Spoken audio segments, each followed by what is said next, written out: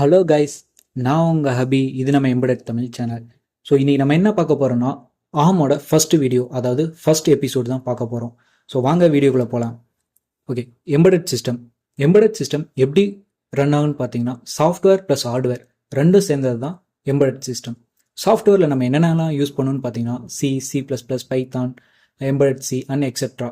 So and ஹார்ட்வேரில் பார்த்தீங்கன்னா micro controller, micro processor and electronic and components plus sensors etcetera. So இதெல்லாமே use பண்ணுவோம். இந்த சாஃப்ட்வேர் ப்ளஸ் ஹார்ட்வேர் ரெண்டையும் கம்பைன் பண்ணி டெவலப் பண்ணுறது தான் embedded system. Okay, software, app, OS, hardware.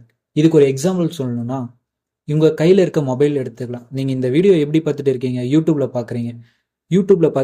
எப்படி பார்க்குறீங்க? யூடியூப்பில் பார்த்துட்டு இருக்கீங்க. ஓகே, இப்போ இந்த வீடியோ பார்க்குறதுக்கு உங்களுக்கு ஒரு மொபைல் தேவை. அந்த மொபைல் தான் ஹார்ட்வேர். ஓகே, அந்த ஹார்ட்வேருக்கு ஒரு ஆப்ரேட்டிங் சிஸ்டம் தேவை அண்ட் அதுதான் OS, second layer. And third பார்த்தீங்கன்னா இந்த வீடியோவை நீங்கள் எதில் பார்த்துட்டு இருக்கீங்கன்னா யூடியூப் அப்படிங்கிறது ஒரு அப்ளிகேஷன். ஸோ அது இந்த மூணும் சேர்ந்து கம்பைன் ஆனதான் ஒரு சாஃப்ட்வேர். இதில் பார்த்தீங்கன்னா மல்டி பர்பஸ் பண்ணலாம். இப்போ இந்த ஓஎஸ் ஹார்ட்வேர் அப்படியே வச்சுட்டு ஆப், யூடியூப் பதிலாக வாட்ஸ்அப் போகலாம், வாட்ஸ்அப் பதிலாக இன்ஸ்டாகிராம், இந்த மாதிரி நீங்கள் ஆப் சேஞ்ச் பண்ணிக்கலாம். பட் இதே ஃப்ரேம்வேர், அதாவது ஹார்ட்வேரில் அந்த மாதிரி பண்ண முடியாது. ஒரு ஆப்னா அந்த ஆப் மட்டும்தான் அந்த ஹார்ட்வேரில் பண்ண முடியும். எக்ஸாம்பிளுக்கு டிவி ரிமோட் இருக்குன்னா அந்த டிவி ரிமோட்டை வச்சு டிவியை மட்டும்தான் கண்ட்ரோல் பண்ண முடியுமே தவிர வேறு எதையும் பண்ண முடியாது. ஸோ இது வந்து ஃப்ரேம்வேர் ஆர் பார் மெட்டல் அப்படின்னு சொல்லுவாங்க இந்த ஹார்ட்வேரை. அண்ட் ஓகே, இப்போ ஒரு டெஃபினிஷன் சொல்லிட்டா, a special purpose system with at least one programmable device used for controlled and specific applications. அதாவது இதில் நல்லா பாருங்கள், at least one programmable device used for controlled and specific application. Micro கண்ட்ரோலராக இருக்கலாம், மைக்ரோ ப்ராசஸர், இதை யூஸ் பண்ணி ஒரு ஸ்பெசிஃபிக் பர்பஸ்க்காக யூஸ் பண்ணுறது தான் எம்படட் சிஸ்டம் அப்படின்னு சொல்லுவாங்க. ஓகேங்க, கேட்டகரிஸ் ஆஃப் எம்படட் சிஸ்டம் பெறலாம். இது வந்து 3 டைப்ஸ் ஆஃப் இருக்குது: standalone, network based and RTOS. Standalone அப்படின்னா remote controller, digital calculator, digital thermometer, washing machine and micro oven, இந்த மாதிரி எக்ஸெட்ரா நிறைய சொல்லுவேன். ஸ்டாண்டலோன் அப்படின்னா இதுக்கு வந்து நெட்வொர்க் தேவைப்படாது அண்ட் ஆப்ரேட்டிங் சிஸ்டம், அதாவது ரியல் டைம் ஆப்ரேட்டிங் சிஸ்டமும் தேவைப்படாது. அதாவது ஸ்டாண்டலோன்னா பர்டிகுலரான அந்த டைம் ஒரே ஒரு ஒர்க்கை மட்டும் தான் பண்ணும். உங்களுக்கு எக்ஸாம்பிள் பார்த்தீங்கன்னாலே இப்படி வாஷிங் மிஷின்னா நீங்கள் வாஷிங் மிஷினுக்கு அதோட கமெண்ட் டைமர் செட் பண்ணிங்கன்னா முடிஞ்சு. அது வாஷ் பண்ணிவிட்டு உங்களுக்கு அதே ஆஃப் ஆயிரும். அண்ட் ரிமோட் கண்ட்ரோல் பார்த்தீங்கன்னா டிவி ரிமோட் எடுத்துக்கலாம். ஸோ அதுவும் அதே மாதிரி தான், பர்டிகுலரான ஸ்டாண்டலோனாக ஒர்க் பண்ணோம், 1-to-1 கம்யூனிகேஷன் தான் பண்ணோம். ஸோ அதுக்கு நெட்வொர்க்கோ இல்லை ஆர்டிஓஸோ தேவைப்படாது. டிஜிட்டல் தெர்மோமீட்டர் பார்த்தீங்கன்னா அதுவும் சேம் அதே மாதிரி தான், அதோட சென்சார் வச்சு அன்லாக் டு டிஜிட்டலாக கன்வெர்ட் பண்ணி காமிக்கும். அது ஒரு பர்டிகுலரான ஒர்க்கு தான் பண்ணோம். அதுக்கு not need for network based ஒரு ஆர்டிஓஎஸ் தேவைப்படாது. ஸோ ஓகேங்க, உங்களுக்கு ஸ்டாண்டலோன்னா ஒரு ஐடியா கிடைச்சிருக்குன்னு நினைக்கிறேன். நெக்ஸ்ட் நெட்வொர்க் பேஸ்டு போகலாம். நெட்வொர்க் பேஸ்ட் அப்படின்னா ஏடிஎம், பாயிண்ட் ஆஃப் ஸ்வாப் அப்படின்னு சொல்லுவாங்க அண்ட் எக்ஸட்ரா நிறைய இருக்குது. ஏடிஎம்க்கு ஒரு எக்ஸாம்பிள் சொல்கிறேன். நீங்கள் இப்போ வந்து ஏடிஎம்லேருந்து ஒரு அமௌண்ட் வந்து எடுக்கிறீங்கன்னு வைங்களேன்.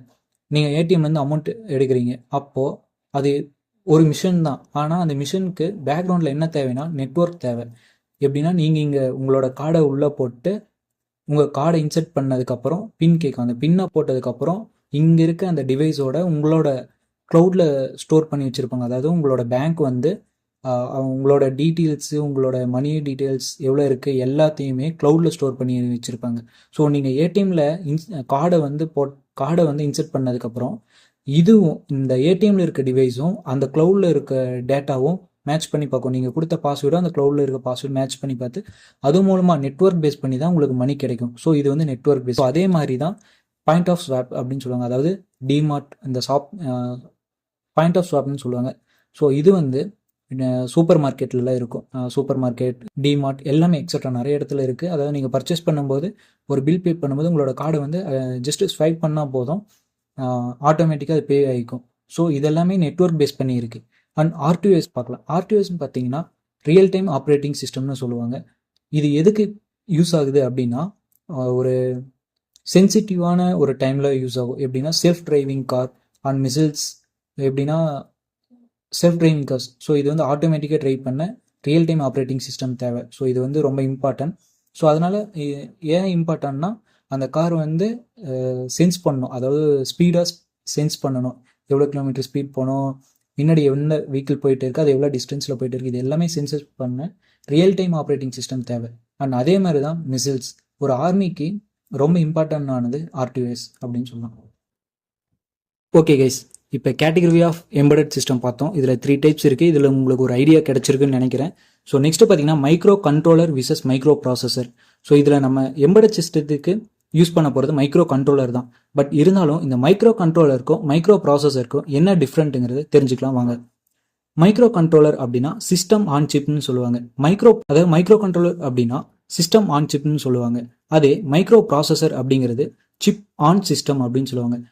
இதுக்கு ரெண்டுக்கு என்ன டிஃப்ரென்ஸ் அப்படின்னு பார்த்தீங்கன்னா, ஒரு சிம்பிளாக சொல்லணும்னா மைக்ரோ கண்ட்ரோலரில் என்னென்னலாம் இருக்குன்னா ரேம் இருக்கும், ரோம் இருக்கும். ஆனால் இந்த ரேம் ரோம் லிமிட்டடாக தான் செட் பண்ணியிருப்பாங்க. அதாவது மெமரி வந்து லிமிட்டட் தான் செட் பண்ணியிருக்கோம். எக்ஸ்டெண்டும் பண்ண முடியாது. அதாவது எக்ஸ்டெண்ட் பண்ணோம்னா ஃபுல்லாக எக்ஸ்டெண்ட் பண்ண முடியாது. அதனால் எக்ஸ்டெண்ட் பண்ணணும்னா அதை ஃபுல்லாக ரீபில்டு தான் பண்ணணும். பட் அதே மைக்ரோ ப்ராசஸர்னால் ஈஸியாக இருக்கும். அதாவது நீங்கள் இன்செர்ட் பண்ணிக்கிற மாதிரி இருக்கும். மெமரி உங்களுக்கு அதாவது நீங்கள் ஃபோனில் வந்து மெமரி போடுறீங்களே அந்த மாதிரி எக்ஸ்ட்ரா ஆட் ஆன் பண்ணிக்கிற மாதிரி அதில் ஸ்பேஸ் கொடுத்துருப்பாங்க. ஸோ அதில் நீங்கள் உங்களுக்கு வேணும்னா 4 GB போட்டுக்கலாம், 32 GB போட்டுக்கலாம், 64 GB. ஸோ இது வந்து ஒரு first difference. And micro controller system on chip அப்படிங்கிறதுல எல்லாமே ஒரே போர்டில் வந்துடும். எப்படின்னா ரேம் இருக்கும், ரோம் இருக்கும், இன்டரப்ட் இருக்கும், சிஸ்டம் கிளாக் இருக்கும், மெமரி இருக்கும். ஸோ இந்த பெரிபெரல்ஸ்னு சொல்லுவாங்க. இன்புட் அவுட்புட் போர்ட்ஸு, டைமர், யூவாட் எல்லாமே அந்த சிப்பில் வந்துடும். அதாவது சிஸ்டம் ஆன் சிப் அதுக்குள்ளே தான் இருக்கும். பட் மைக்ரோ ப்ராசஸர் அப்படின்னா அதில் system clock, interrupt, control logic எல்லாம் இருக்கும். On chip memory and on chip peripherals அப்படிங்கிறது வந்து இதில் அவைலபிளாக இருக்காது. அதாவது மெமரி வந்து இதில் இன்பில்டாக கொடுக்க மாட்டாங்க. நான் சொன்ன மாதிரி நீங்களாக தான் ஒரு எக்ஸ்டெண்ட் பண்ணிக்கிற மாதிரி இருக்கும். நமக்கு எவ்வளோ தேவைப்படுதோ அவ்வளோ மெமரி எக்ஸ்டெண்ட் பண்ணிக்கிற மாதிரி இருக்கும். ஸோ இதுதான் சிப் ஆன் சிஸ்டம் சொல்லுவாங்க. நமக்கு என்னென்ன எக்ஸ்ட்ரா ஏதாவது தேவை, இப்போ மைக்ரோ ப்ராசஸர் மட்டும் இருக்குது நம்மக்கிட்ட, எக்ஸ்ட்ரா ஏதாவது தேவை அப்படின்னா நம்ம வந்து ஒரு ஆட் ஆன் பண்ணிக்கிற மாதிரி தான் இருக்கும். இப்போ ஈஸியாக சொல்லணும்னா உங்களுக்கு ஒரு கம்ப்யூட்டர் இருக்குது, அதில் CPU இருக்குது. இது ஒரு ஐடியாக்காக தான் சொல்கிறேன், புரியுறதுக்காக தான் சொல்கிறேன், அப்படியே எடுத்துக்காதீங்க. இப்போ ஒரு CPU இருக்குது, நமக்கு ஒரு கிளிக் பண்ண மவுஸ் தேவை, அதாவது செலக்ட் பண்ண மவுஸ் தேவைன்னா மவுஸை நம்ம கனெக்ட் பண்ணிக்குவோம். ஸோ அதே மாதிரி நமக்கு கீபோர்ட் தேவை, இன்புட் கொடுக்க அப்படின்னா கீபோர்டை நம்ம அந்த சிபியோட கனெக்ட் பண்ணும். இந்த மாதிரி ஆட் ஆன் பண்ண முடியுமே தவிர இன்பில்டாக இருக்காது. ஆனால் மைக்ரோ கண்ட்ரோலரில் இப்போ வந்து லாஜிக்கில் வந்துடலாம். மைக்ரோ கண்ட்ரோலருக்குள்ள ரேம், அதாவது ரேண்டம் ஆக்சஸ் ரேம், ரோம் எல்லாமே இன்பில்டாக இருக்கும். ஸோ கிளாக்கு, சிஸ்டம் கிளாக் எல்லாமே இன்பில்டாக இருக்கும். ஓகே, கோர் ஆர்கிடெக்சர் டிஃப்ரென்ஸ் பார்க்கலாம். அதாவது மைக்ரோ ப்ராசஸருக்கும் மைக்ரோ கண்ட்ரோலருக்கும்.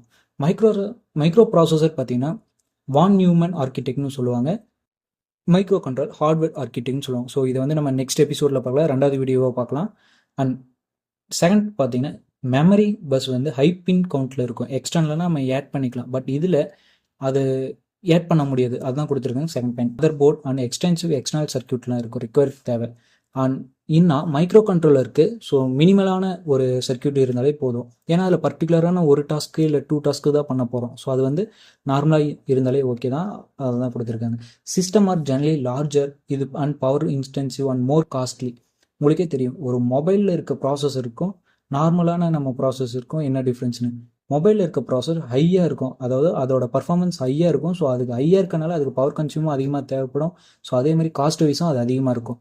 மைக்ரோ கண்ட்ரோலர் ரொம்ப காம்பேக்டாக இருக்கும், ஸ்மாலாக இருக்கும், எனர்ஜி எஃபிஷியண்ட்டாக இருக்கும். ஏன்னா அது பர்டிகுலரான ஒன்லி ஒன் ஒர்க்கை மட்டும்தான் பண்ண போகுது, அதுக்கான பவரை மட்டும்தான் எடுத்துக்க போகுது. ஸோ இதுதான் லாஸ்ட் பாயிண்ட். அண்ட் பர்ஃபார்மன்ஸ் அப்படின்னு பார்த்தீங்கன்னா மைக்ரோ ப்ராசஸர் கிளாக் ஸ்பீட் பார்த்தீங்கன்னா 5 GHz. அண்ட் அதே மைக்ரோ கண்ட்ரோலர் கிளாக் ஸ்பீட் பார்த்தீங்கன்னா 500 MHz. இதில் பார்த்தீங்கனாலே உங்களுக்கு கொஞ்சம் ஹை கிளாக் ஸ்பீடு வந்து இதில் தான் இருக்குது, மைக்ரோ ப்ராசஸர் இதெல்லாம் இருக்குது. மைக்ரோ கண்ட்ரோல் கிளாக் ஸ்பீட் பார்த்தீங்கன்னா low clock speed. Performance and power comparison. So இந்த ஸ்லைட் பார்த்தீங்கனாலே உங்களுக்கு புரியும், நான் ஆல்ரெடி சொல்லிட்டேன். இது வந்து ஹை பர்ஃபார்மன்ஸ் பண்ணுறதுனால பவரும் வந்து ஹையாக எடுத்துக்கும். அண்ட் இது வந்து மைக்ரோ கண்ட்ரோலர் பர்டிகுலரான ஒர்க் பண்ண போகுது. ஸோ அது வந்து நார்மலான பவர் தான் கன்சியூம் பண்ணும். ஸோ அதுதான் இதோட அட்வான்டேஜும் கூட. ரன் டைம் வந்து increase. Okay guys, microcontroller versus microprocessor அப்படிங்கிறதுக்கு ஒரு சின்ன ஐடியா கிடச்சிருக்கும் உங்களுக்கு. அண்ட் மைக்ரோ கண்ட்ரோலர் பற்றி நெக்ஸ்ட் வீடியோவில் டீட்டெயிலாக பார்க்கலாம். ரெண்டாவது வீடியோ எபிசோட் 2ல் பார்க்கலாம். ப்ளஸ் அதோட CPU டிசைன் ஆர்கிடெக்சர் அதில் பார்த்தீங்கன்னா பேஸ்ட் ஆன் இன்ஸ்ட்ரக்ஷன் செட் அப்படின்னு சொல்லுவாங்க அது, and based on memory organisation அப்படின்னு செகண்ட் 2 டாபிக் இருக்குது. அதுவும் நம்ம நெக்ஸ்ட் வீடியோவில் பார்க்கலாம். Okay guys, microcontroller versus microprocessor இதுக்கான டாக்குமெண்ட்டை நான் கீழே டிஸ்கிரிப்ஷனில் கொடுக்குறேன், தேவைப்பட்டால் டவுன்லோட் பண்ணிக்கோங்க. Bye friends. இந்த வீடியோ உங்களுக்கு பிடிச்சிருந்தா சப்போர்ட் பண்ணுங்கள். தேங்க்யூ.